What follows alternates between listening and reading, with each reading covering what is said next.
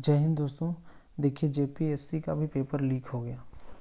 आयोग की ये सबसे बड़ी गलती है दोस्तों। एक इतनी बड़ी एग्ज़ाम को भी इन्होंने फेयर तरीके से नहीं ले पाई। अब इसे क्या कहेंगे? इतने दिन से जो युवा तैयारी कर रहा था कि मैं एक अधिकारी बनूंगा, जो सपना था उसका, वो भी अधूरा रह जाएगा। क्यों? क्योंकि अब इसकी जांच बैठेगी। जांच बैठने में फिर जैसे सीजीएल का हाल हुआ, वैसे ही सीजीएल जैसा हाल इसका भी होगा और ये मामले चले जाएंगे हाई कोर्ट में। और हाई कोर्ट में जाने के बाद वहाँ से जांच की प्रक्रिया शुरू होगी और प्रक्रिया शुरू होते होते होते होते होते होते लग जाएंगे 3 से 4 साल। मतलब कि हो गया इसका सत्यानाश। सीजीएल का भी हाल इन्होंने वैसे ही कर दिया। 2015 से बहुत मुश्किल से युवाओं ने सपना देखा 2024 में एग्ज़ाम आ रहे हैं। बहुत सारे युवाओं में जोश जग गया कि हाँ पढ़ना है, बहुत अच्छे तरह से पढ़ाई भी की, लेकिन बेचारे एग्ज़ाम देने गए, आके देखा पेपर लीक।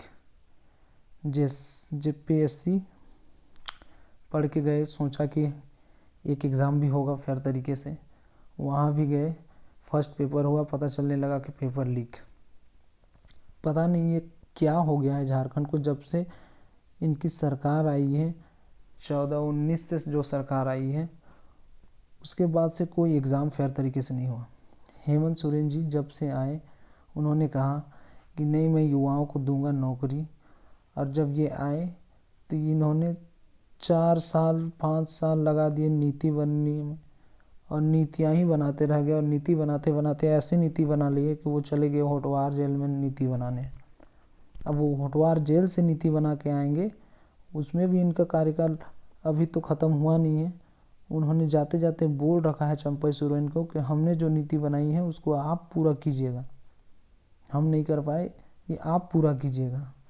अब ये चंपई सोरेन अभी जो नीति बनाएंगे, ये भी नीति बनाते बनाते बनाते इनका कार्यकाल ख़त्म। तो झारखंड सरकार सिर्फ नीतियाँ बनाते रह गई।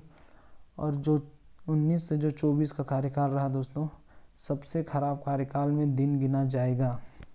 आप समझ लो, ये जेएसएससी सीजीएल का एग्ज़ाम लीक हुआ, जेपीएससी का भी पेपर लीक हुआ। आगे बचा है क्या? तो जेएसएससी पुलिस कांस्टेबल 100% लिख लो कि वो भी एग्ज़ाम फेयर तरीके से नहीं होगा। वो भी, उसमें भी धांधली होगी और इसी तरह से होगी। ये लोग प्रेस कॉन्फ्रेंस करके क्या बोलेंगे? एक एसआईटी टीम की गठित की गई है। अब देखा जाएगा आगे मामला क्या है, उसके आने के बाद में फैसला लिया जाएगा। बस प्रेस कॉन्फ्रेंस करके छोड़ देंगे ये लोग। लेकिन सबसे बड़ा सवाल है कि यहाँ के युवाओं का क्या होगा। और क्या हुआ? 4 साल में झारखंड में 9 वैकेंसी, कोई वैकेंसी नहीं आई, और आई भी तो फेयर तरीके से नहीं हुई। युवाओं का यहाँ सिर्फ गला घोटा गया इस वाले कार्यकाल में। सबसे बड़ा सवाल है दोस्तों कि अब जो जिस भी लड़के का सपना था कि झारखंड पुलिस या फिर जेएसएससी की ओर से जो भी आवेदन मंगाए गए थे और जो भी एग्ज़ाम होना था, जो सपना था उस युवाओं का कि झारखंड में हम नौकरी करेंगे, उसका क्या? सब साइड से देखा जाए, ना उसकी शादी हो गई, ना उसका घर वाला कोई उसे लड़की देने खोजेगा, कोई नहीं। बहुत तरह से युवाओं को पिसाया जा रहा है और पिस भी गए। अब तो कार्यकाल ख़त्म। ये लोग सबसे खराब कार्यकाल में दिन गिना जाएगा हेमंत सोरेन जिनका। 2 मंत्री मिलकर भी झारखंड को संभाल नहीं पाए ये लोग। एक बात अगर ध्यान में रखो, तो जब रघुवर दास की सरकार थी, याद करो, जब रघुवर दास की सरकार थी दोस्तों, 3 एग्ज़ाम हुए थे। सबसे बड़ा पॉइंट ऑफ व्यू है कि दरोगा की वैकेंसी आई थी 3000 प्लस। जो भी युवाओं पढ़ लिख के गए थे, बहुत अच्छे ढंग से उनकी जॉब हुई है। जिला पुलिस भी बहुत अच्छे ढंग से हुआ। और एक राज्य के युवाओं को चाहिए क्या? रोज़गार। रोज़गार ही तो चाहिए, जो रघुवर सरकार में मिला दोस्तों। लेकिन क्या हुआ कि हेमंत सोरेन जी जात को आगे रख के वोट मांगे और कहें क्या कि नहीं इस बार हमारे देश में हमारे देश बोल रहे हैं, हमारे राज्य में गैर आदिवासी सरकार में है।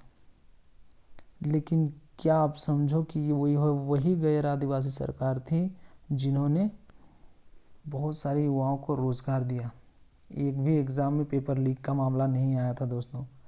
और जब से हेमंत सोरेन जी आए, इतना ख़राब इनका कार्यकाल गिना जाएगा 2019 से 24, बहुत बहुत बहुत शर्मनाक वाला कार्यकाल का।